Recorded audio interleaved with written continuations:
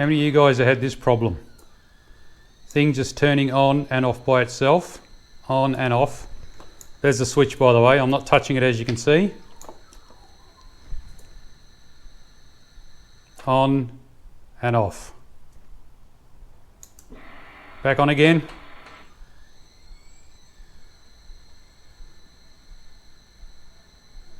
Just all the time. On, off, on, off. And the switch, it works intermittently.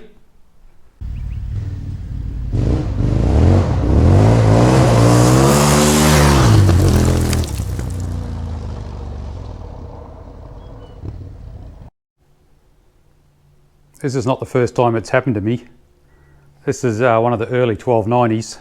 It's a 2018 model, and it happened to me 6 months after I'd had it. I left it out in the rain, and I mean, it poured rain on the bike for, I don't know, a full day. And the next day I got up to go for a ride, and the same thing. It was turning itself on and off and on and off. And I did an internet search, and they said that not all models, a rare number of models, the water can get into the on-off switch there, so it thinks you're constantly pushing the button. That's why it turns on and off all the time. That time I pulled the switch apart and squirted a heap of WD-40, which is a water dispersant, in there, and it came good. And then yeah, now what are we, 2021, and I never had another problem with it. So I never did a warranty job on it or anything like that. Like I say, I washed the bike 100 times, never had a problem with it. And then yesterday, I washed the bike again. I let it sit overnight. I walked out with a key and it started doing the same thing. So it's this thing here. And for a short fix, you can hit it with a heat gun and dry it out and get it going again. So we're going to do that. But I have ordered a new switch as well. And let me tell you, they're not cheap. And if you have a look on eBay, there is a plethora of second-hand ones. And this problem, from what I've read on the chat rooms, happens to the Super Dukes. Anything with the early model of this button, apparently they've redesigned it. We'll have a look at what the new one looks like in comparison to the old one. Anyway, I'll get it opened up and we'll dry it out and see if it'll work.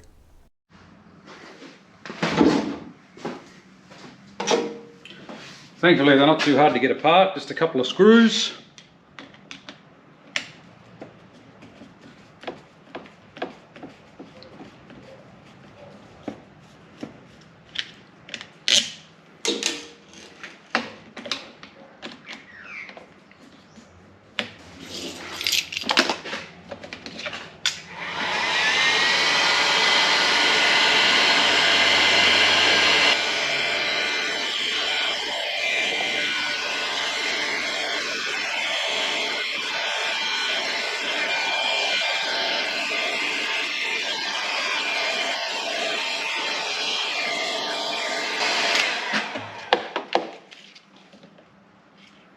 Getting pretty warm.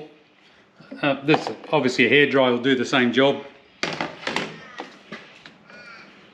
Well, that was a fail. I couldn't get it to go again. Not an iota out of her. I know the battery voltage is good because I've checked the battery voltage. It's a bit over 12. I mean, it was working a little while, then it stopped working, now it's completely dead, so dead it is. Anyway, doesn't matter because the new one's rocked up.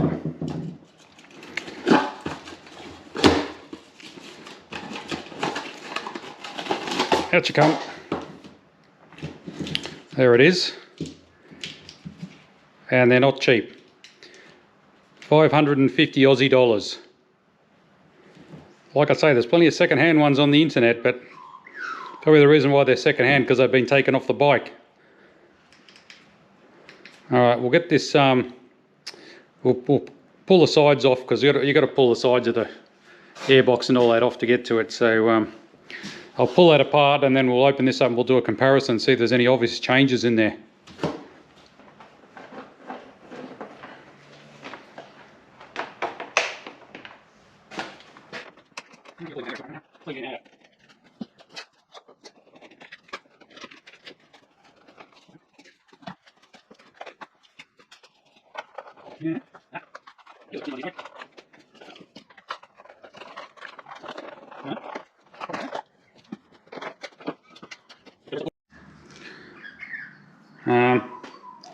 I'm trying to get you down in there so you can see where the connectors are. Way down in there, under the tank, there's a white one, and there's a little multi-connector down in there. I think I can get my finger in there and get them out. I'm trying to hope, well, I hope I can get them back together again. We'll give it a go. I can't film and work in there at the same time. There's just not enough room. Just having a look at the new switch, and there's 3 connectors. I can see that one, I can see that one, but I can't see that one yet. I got 2 out, but the last one, that little red and black power, I'd say it is, or just a connector or something. Well, we know it's a connector. Red and black wire connector is deep, deep down. It's fuel tank out. What a pain. Well, as predicted, we had to go deep, deep down. I did take the air cleaner out and have a bit of a look at that. It's nice and clean. Now, down in there somewhere. There it is. Mm-mm. Mm-mm-mm.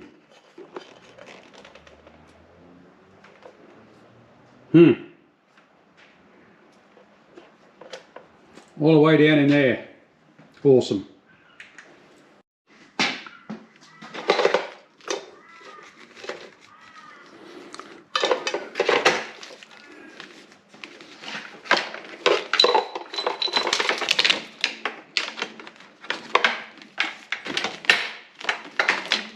Whoa, it's out. Right, I think we'll go into the electronics lab and do a compare. Alright, I don't know if we're going to see anything of interest here.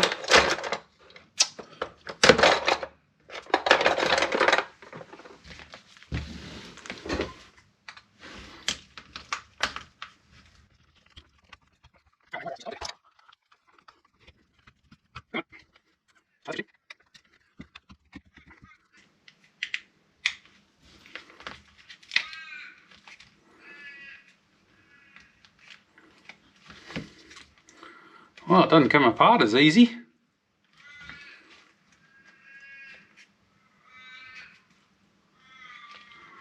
There's a Torx bolt in there, which is a bit different to the original one, which just had a Allen head screw in there. Don't you love it when you think this will be a 10-minute job to change your switch out? Yeah, no, that's famous last words every time, isn't it? Alrighty, that's the handlebar clamp. It just drops out of there like that. You can't really get this one open, not like you can this one. I'm just trying to see if there's any obvious differences.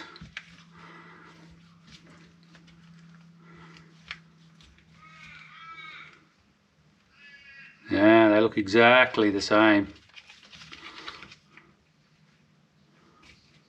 Outwardly, no changes.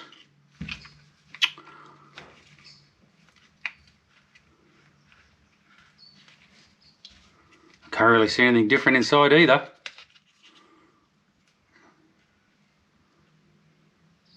Oh yeah, different switch there. You probably can't see that. I don't want to go forcing it apart too much. I wonder if I can get that screw there out. What's holding that little bottom tray in? That's what I want to know. I think it is that screw there. We'll see if we can get him out.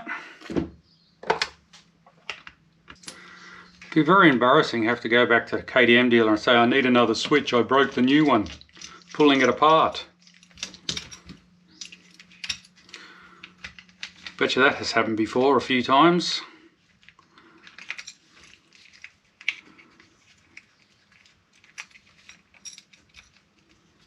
Fiddly. Man, imagine putting this together in the assembly line. Crikeys.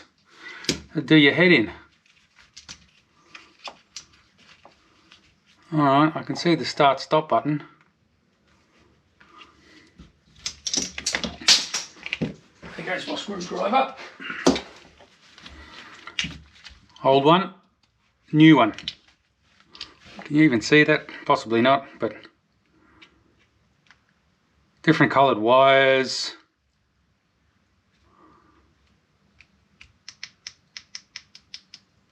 Mechanism feels the same.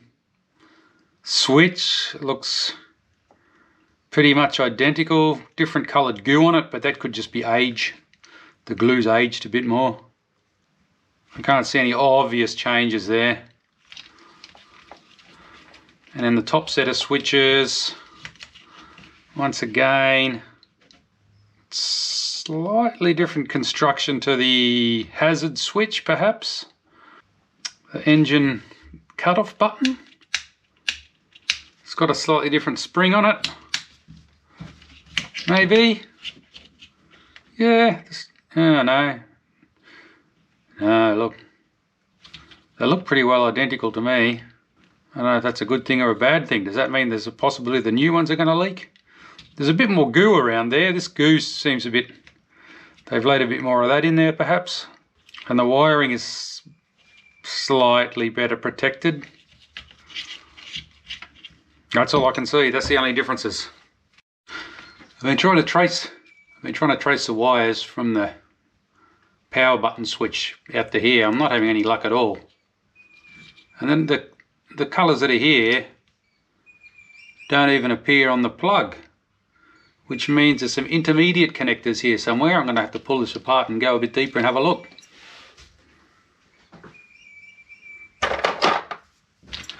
What's KTM up to here? A little bit of secret squirrel stuff or what?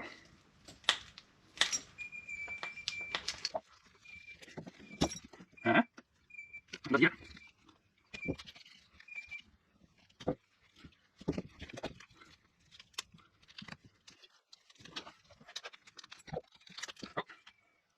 There's one thing over there.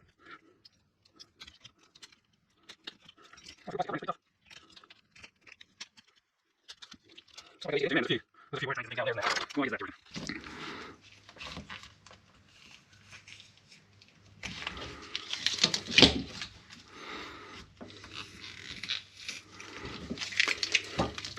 This one being red and black, you'd almost have to say is a power wire.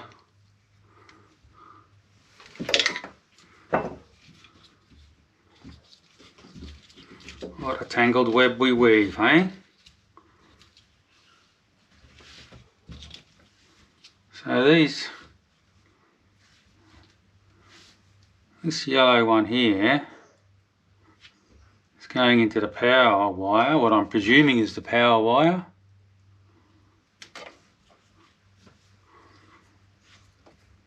I can't fire the bike up because all the fuel tank and everything's off and all the fuel pump's all pulled. You know, it's got no fuel in it. I can't run it like that. I can't power it up like that. I don't want to risk popping something, so be nice to have a wiring diagram or a circuit diagram. I bet you they're rare as hen's teeth. So that looks like a power wire. Red, red and white. Looks like one goes to the kill switch and the other one goes to the what do you call that, hazard lights, and the yellow one is going to the stop button there, sorry, the power button. So that's obviously constantly on. Those connectors look pretty clean. And then what could possibly be the earth one, oh that's a bit hard to say, isn't it? Man, there's wires going everywhere. All I want to do is test this with the power switch.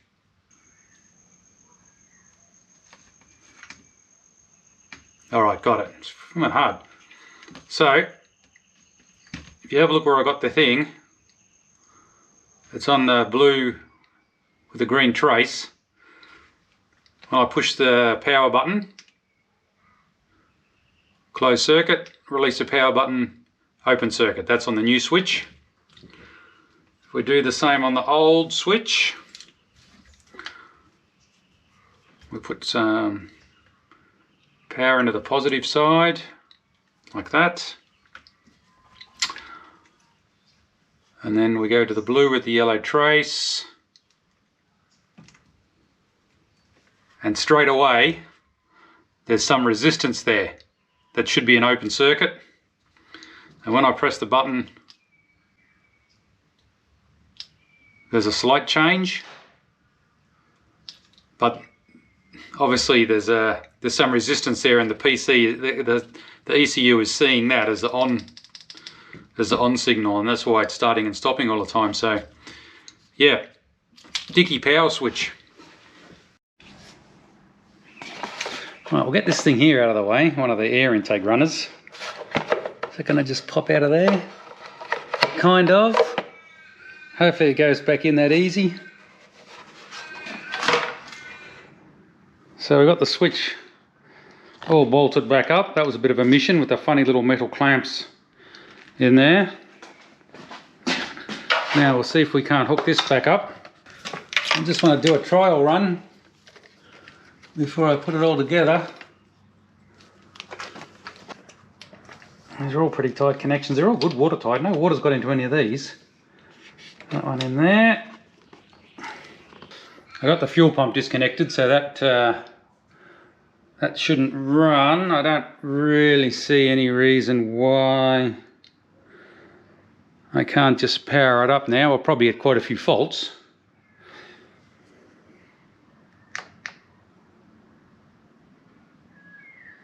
Ah, key's out of range.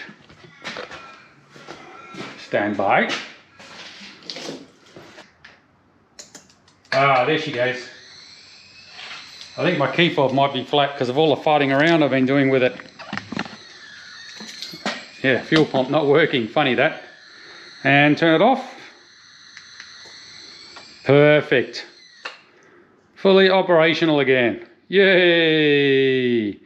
Now it's got to put all the bits back on. And obviously route this cable the right way. Sort of down around through there.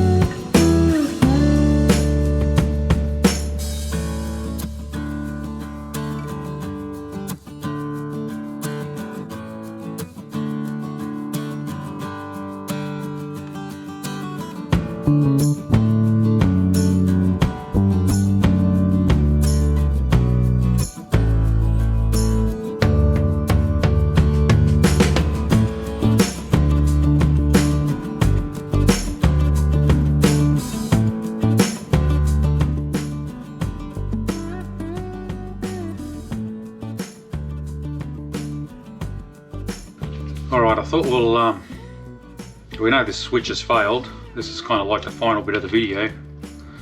I think I'll just cut that off and we'll see if we can pull this out and have a look at the failure mode was, eh?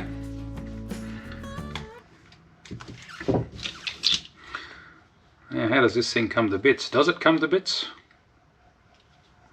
I guess it has to come to bits. Oh, that was actually not particularly stressful, was it? So what do we got? There's a spring. That's just a hard push button with the plastic delaminating on it. Here it is. See that plastic there? That actually started happening from fairly early on in the probably within 12 months of me having the bike, I reckon. That bit of plastic covering there started to delaminate, but anyway, never really worried me. It's only a covering. Got your metal bracket, the spring. The actual push button is in there.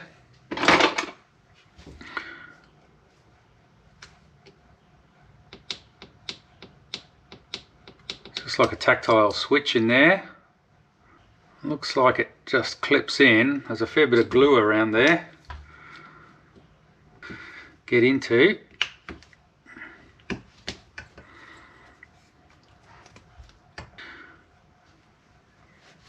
Let's not go from the wire side. We don't want to damage any evidence.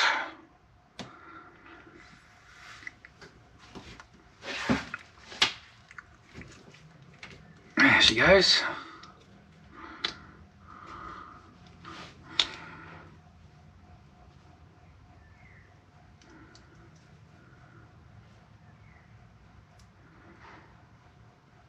I can see some copper corrosion in there.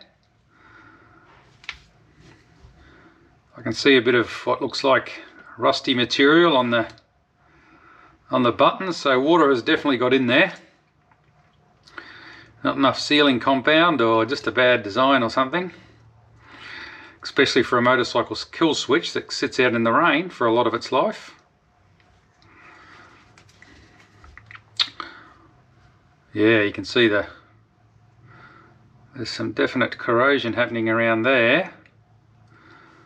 Let's see if we can get in a bit further here. There comes the top of this tactile cover off. Oh, yeah, look at that. Well, there's the failure mode. Switch is absolutely corroded away there. That's kind of disappointing, eh? For an Australian nearly $30,000 motorcycle. You can see how easy that stuff comes off there. It's just dirty. Looks like a bit of a combination of dust and moisture, and it's got on the,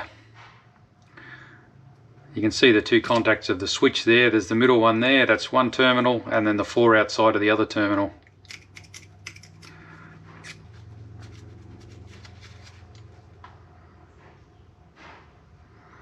Well, you know what, if that wasn't so glued in, you could probably get that apart and clean it and put it back together again.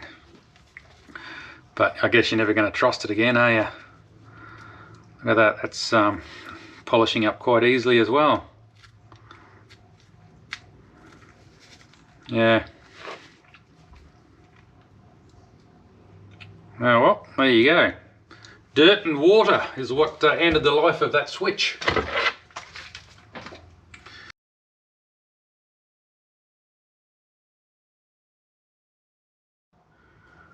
Is one of them just the light? Because how does it get illuminated? That is a very good question.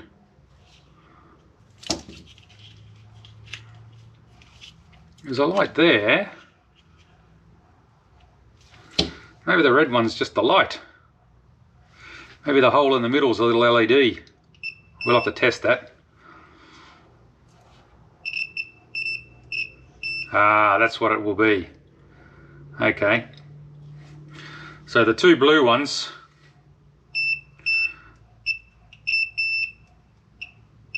so one's the outside pads, so there's no redundancy.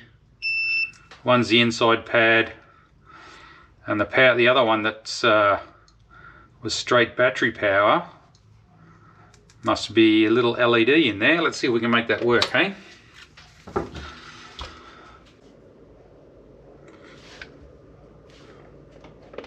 Turn it on so we get some power. Tangle, tangle.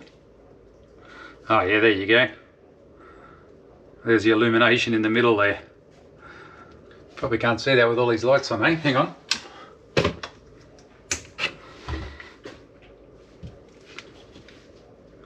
So you can see there's a little LED that gives it its backlight,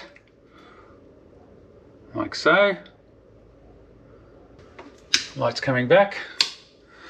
Ah, big Clive. So there we go. So yeah, the failure mode, simply that it got dirt and water in there, and no more contacts, or it wasn't making a contact, and sometimes it was also making a contact. So when you walked up to it with the key, it just thought this button was being pressed all the time. So there you go. Looks like the only way to fix it is a new switch. 500 odd bucks. Hey, look at that, beautiful. Fully operational again. That can only mean one thing. We'll have to go for a ride. And it's going to be a big one.